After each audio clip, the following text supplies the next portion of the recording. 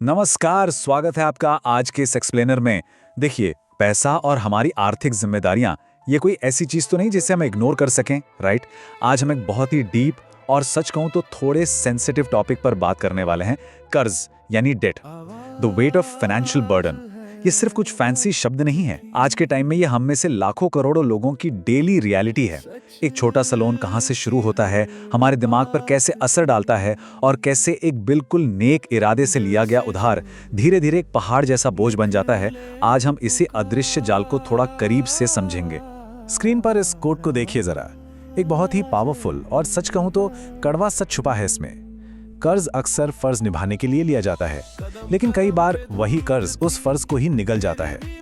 आमतौर पर कोई भी शौक से कर्ज के जाल में नहीं फंसना चाहता।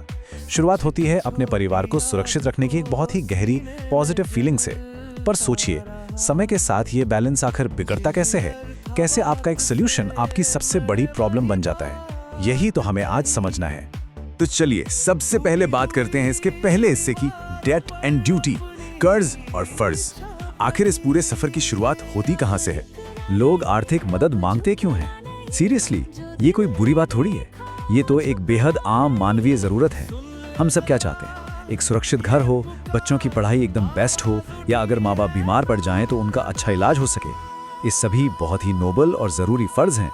अब इन जिम्मेदारियों को पूरा करते वक्त जब अपनी सेविंग्स कम पड़ जाती हैं तो हम सोचे समझे ढंग से थोड़ा सा कर्ज लेने का फैसला करते हैं।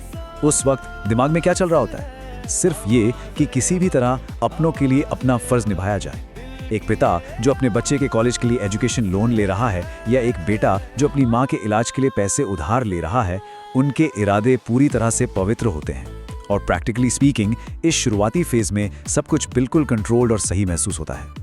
लेकिन गेम तब बदलता है जब हम आते हैं दूसरे हिस्से पर, नीड, डिजायर एंड हैबिट। यहाँ से वो फिसलन भरी ढलान शुरू होती है।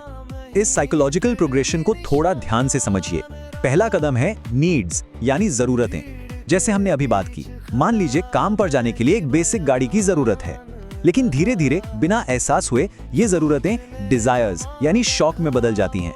बेसिक गाड़ी की जगह एक महंगी लग्जरी कार लेने का मन करता है, क्योंकि लोन आसानी से मिल रहा है। इंसान सोचता है जब किस्ती भरनी है तो थोड़ी बड़ी किस्त भर देंगे, क्या फर्क पड़ता है। और फिर आता है सबसे खतरनाक तीसरा कदम, हैबिट्स यानी आदत।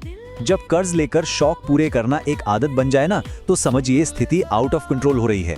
जो पैसा शुरू में एक बुनियादी जरूरत के लिए लिया गया था, वो धीरे धीरे डेली बिहेवियर का हिस्सा बन जाता है।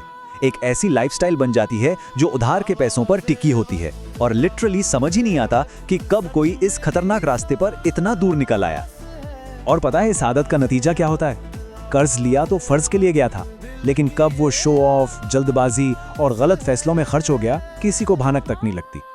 एक बार उधार लेने की आदत पड़ गई तो बस पैसे आते ही एक झूठी शान मेंटेन करने की रेस शुरू हो जाती है। समाज में अपना रुतबा दिखाना है, बिना सोचे समझे बस जल्दी में खर्च करना है, ये चीजें हावी होने लगती हैं। असल मकसद कहीं पीछे छूट जाता है। उधार का पैसा ऐसी जगह लगने लगता है जहां उसकी एक्चुअली कोई जरूरत थी ही नहीं। जैसे नया एक्सपेंसिव फोन लेना जब पुराना ठीक चल रहा हो, या सिर्फ सोशल मीडिया पर दिखाने के लिए महंगी पार्टी करना। ये ह्यूमन साइकोलॉजी का एक बहुत सटीक एग्जाम्पल है, जहां इंसान अपनी ही बनाई हुई इमेज का गुलाम बन जाता है। अब आते हैं इसके तीसरे और सबसे आंखें खोलने वाले हिस्से पर, the true cost of EMI. EMI की असली कीमत आखिर होती क्या है? जरा सोचिए, एक ईएमआई असल में किसे दी जाती है? लगता होगा बैंक या किसी फाइनेंशियल कंपनी को, राइट? एक्चुअली नहीं। जब कर्ज चुकाने का दबाव बढ़ता है ना, तो ये ईएमआई हमारी नींद छीन लेती है, हमारी मानसिक शांति को खा जाती है। रात के 2 बजे छत को घूरते हुए ये सोचना कि यार अगले महीने की किस्त कहां से आएगी, ये है उस कर्ज की असली कीमत। और सिर्फ इतना ही नहीं, ये फाइनेंशियल स्ट्रेस हमारे सबसे क्लोज रिलेशनशिप्स को भी खोखला कर देता है। परिवार में छोटे छोटे खर्चों को लेकर बहस होने लगती है, चिड़चिड़ापन आ जाता है। पैसों का हिसाब तो बैंक के कागजों पर होता है, लेकिन उसके पीछे जो मेंटल फ्रीडम और शांति की कीमत चुकाई जाती है, वो पूरी तरह से अदृश्य होती है। और यकीन मानिए, ये अदृश्य कीमत किसी भी हाई इंटरेस्ट रेट से कहीं ज्यादा भारी होती है। चौथा हिस्सा, When debt becomes dangerous। वो टर्निंग पॉइंट कहां आता है जब एक फाइनेंशियल टूल जिंदगी का सबसे बड़ा संकट बन जाता है। इन शब्दों को जरा ध्यान से सुनिएगा। जब कर्ज फर्ज से बड़ा हो जाए तो समझ लेना अब दोनों ही खतरनाक हो चुके हैं। ये वार्निंग बिल्कुल क्लियर है। एक तरफ जिम्मेदारियां हैं, परिवार को पालना, बच्चों का भविष्य बनाना, और दूसरी तरफ उन्हें पूरा करने के लिए लिया गया कर्ज। पर जब वो कर्ज इतना विशाल हो जाए कि उसकी किस्तें भरने में ही पूरी आमदनी चली जाए, तब पूरा संतुलन बिखर जाता है। उस पॉइंट पर आकर ना तो इंसान अपना बेसिक फर्ज ठीक से निभा पाता है और ना ही उस कर्ज से छुटकारा मिलता है। इंसान एक ऐसे चक्रव्यूह में फंस जाता है जहां पुराना उधार चुकाने के लिए नया उधार लेना पड़ता है। ये वही सिचुएशन है जहां एक मददगार हथियार पलटकर खुद चलाने वाले को ही जख्मी करने लगता है। 5वां और आखिरी हिस्सा, the right reason for debt. तो अब सवाल ये उठता है कि क्या कर्ज लेना ही हमेशा गलत होता है? जी नहीं, बिल्कुल नहीं। कर्ज लेना अपने आप में कोई बुराई नहीं है, लेकिन उसका मोटिव, उसका कारण बिल्कुल साफ होना चाहिए। इन दो सिचुएशंस में जमीन आसमान का अंतर है। अगर कर्ज फर्ज निभाने के लिए लिया गया है, जैसे किसी जेन्युइन जरूरत को पूरा करने या इमरजेंसी के टाइम पर, तो वो बिल्कुल ठीक और समझदारी भरा फैसला है, उसमें कोई दिक्कत नहीं है। लेकिन अगर वही कर्ज सिर्फ शो ऑफ के लिए, दुनिया के सामने एक झूठी हैसियत पेश करने के लिए लिया गया है, तो सच कहूं वो जिंदगी को एक लंबा और भारी बोझ बना देगा। एक चॉइस जिम्मेदार बनाती है और आगे बढ़ने में मदद करती है, जबकि दूसरी चॉइस आजीवन गुलाम बना देती है। फैसला इस बात पर निर्भर करता है कि पहला कदम किस इरादे से उठाया गया था, एक सच्ची जरूरत पूरी करने के लिए या अपने अहंकार की भूख मिटाने के लिए।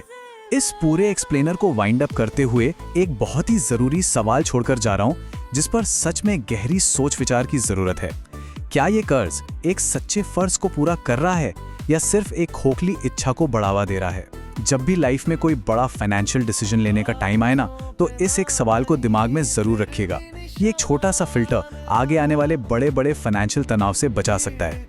क्योंकि देखिए, पैसों का लेन देन सिर्फ मैथ्स नहीं है, ये आत्मनियंत्रण और हमारी प्राथमिकताओं का आईना है। इस दिशा में थोड़ी सी जागरूकता ही सबसे बड़ा बचाव है। तो इस बारे में सोचिएगा जरूर। आज के इस एक्सप्लेनर में बस इतना ही। जुड़े रहिए हमारे साथ ऐसे ही और डीप एनालिसिस के लिए। मिलते हैं अगली बार। पीछे हो ना सका।